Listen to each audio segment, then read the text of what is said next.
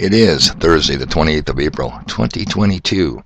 Stumbled across a very cool video. No, I'm not going to link it to you people. No reason for it. I will be playing maybe a minute or two of it, and I think you should heed the advice. And it got me thinking. It got me thinking just how unprepared we really are.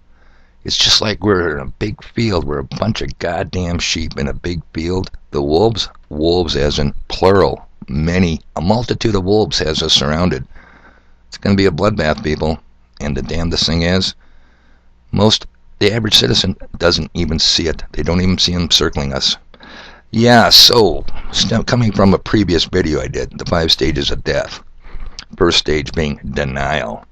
I think that has to be modified a little bit. I think the first stage is ignorance. You don't know you have the problem. Now, ignorance is not an insult. I'm ignorant on a number of topics. Ignorance is easily curable, however. And if you're ignorant in, say, chemistry, learn some chemistry and the ignorance goes away. Simple as that. But, you might have to call it the 6 stages of death. Ignorance being first, which leads into denial. Oh yeah, I think they're very important, very interrelated. So, I'm surrounded by people in public, and I monitor their conversations. And I'm telling you, people are too ignorant to see the danger. Too many people see a light at the end of the tunnel. Oh yeah, it's going to get better. But they don't know that that's a headlamp on a train on a head-on collision course with our asses collectively parked in the middle of the tracks. It's criminal. And like I said, how do I know this? Because I listen intently to the conversations of the vast majority of people in public places. Yes, just like yesterday at the bottom feeder pit. Weather is a big topic, rightfully so, but not the sinister, controlled weather. That just shit happens weather. Mother Nature's a bitch. Yes, we've gone through that. Farming, of course, obviously a big issue around small farming communities. But never the big picture. Control the food, control the people, angle people. If I try to change the narrative and say, hey, did you ever think they're trying to control the food?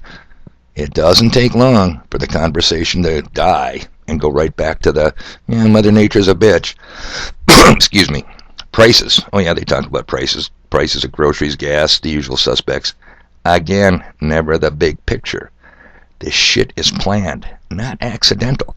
And amazingly, they, our masters, the owners of the plantation that we are all slaves on, tell us how it's going to go down with incredible accuracy, step by step. But if you listen, and here's my favorite, sports. Did you guys know that the Timberwolves had a 13-point lead with 30 seconds left in the game and lost the game? Oh, God damn it, I heard that one yesterday. I had a hard time shutting my mouth because it just fell to the floor. I was gobstoppered. I was amazed. I did not know that. And that's news you can use. So I'm going to be playing a few segments from this video I stumbled across. And it got me thinking, there is no organized, undergoing training group of locals preparing for what's ahead.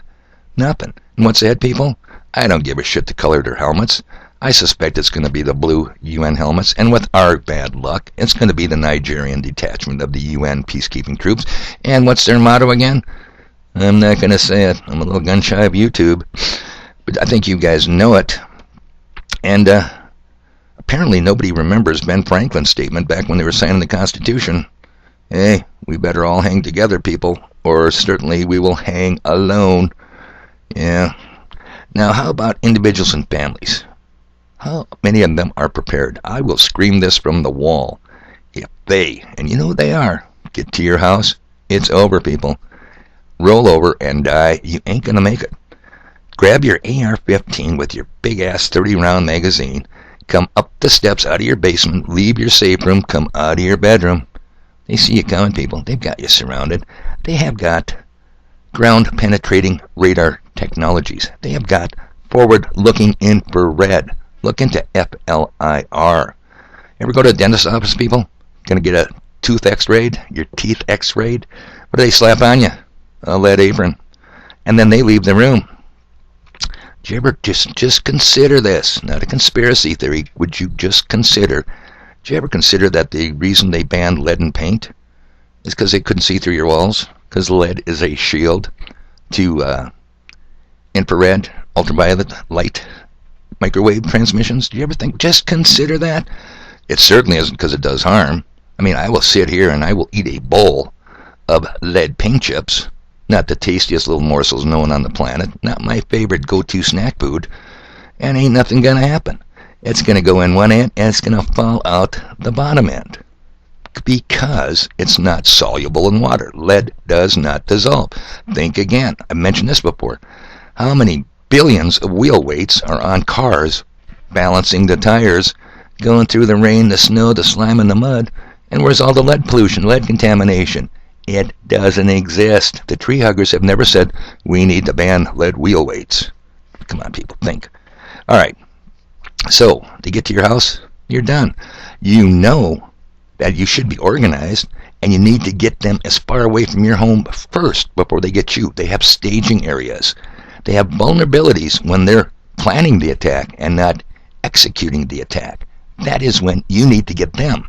But it requires a number of things. Skilled personnel for number one.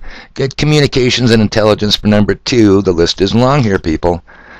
Helicopters. Helicopters can be a real MFer. They are.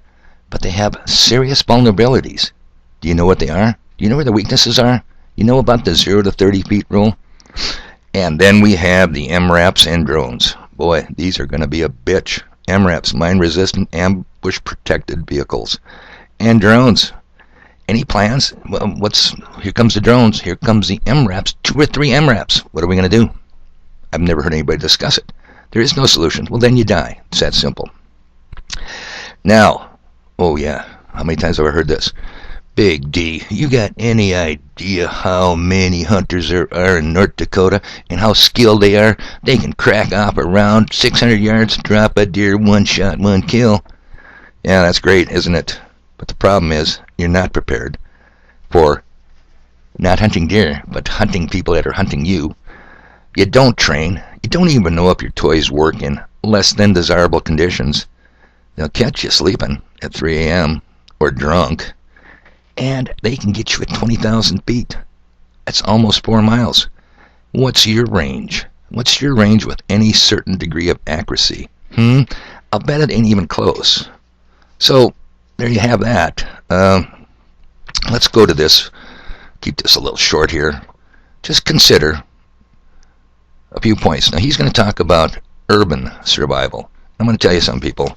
The difference between urban and rural are minimal. And the concepts are basically the same. Cool introduction.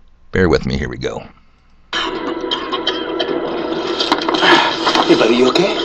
You've been farming all day. You filter your water? You didn't filter your water. Okay, where are your meds at? You don't have any meds. All right, man. Look them out of my pack. We're going to get you taken care of. No.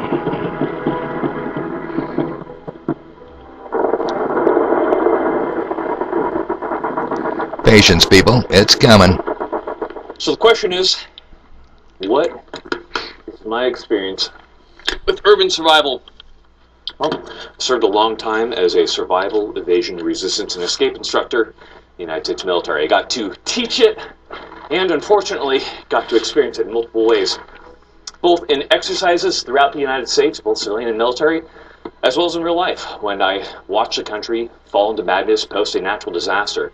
And you have to understand how quick that spiral is, and it's just not what you think it is. If you think you're going to be going door to door, kicking in that door and raiding bottle caps and trading it for Radaway, you're going to kick in a door and die. For my guys out there, my GWAT veterans who have kicked in doors for a living, you know that if you're spending all day kicking in doors and little support, you're not going to live very long. Probably not a good idea to do it for very long. For my guys who don't know, we're here to educate you a little bit, because in this series, which is a direct spin-off of our Becoming Deadly in the Mountain series, you have to understand how complex and how large of a subject urban survival is. It's going to be really hard for me to explain everything to you in 10 videos. So there's no way I can do it in one video, but we are going to give you a really good intro to it. And the thing I have to explain to you guys really well is just how brutal it is. In today's video, when we're talking about urban survival, we're talking about a complete breakdown of a government, whether that be the United States or wherever country you live in. We're talking about a superior force that has taken over this country, and you're trying to win it back. And when you're fighting a superior force, the thing you have to understand is no one gives a fuck if you're not ready. No one fucking cares. Nothing about life, about urban survival, about any of this stuff is fair. Just look at what's happening all over the world right now. You might think it's crazy to train or be ready for something like this, but the fact of the matter is, your preparedness to be at the level of a professional soldier could be the difference between a life of slavery or being able to defend your country, defend your family, your religious beliefs, your beliefs.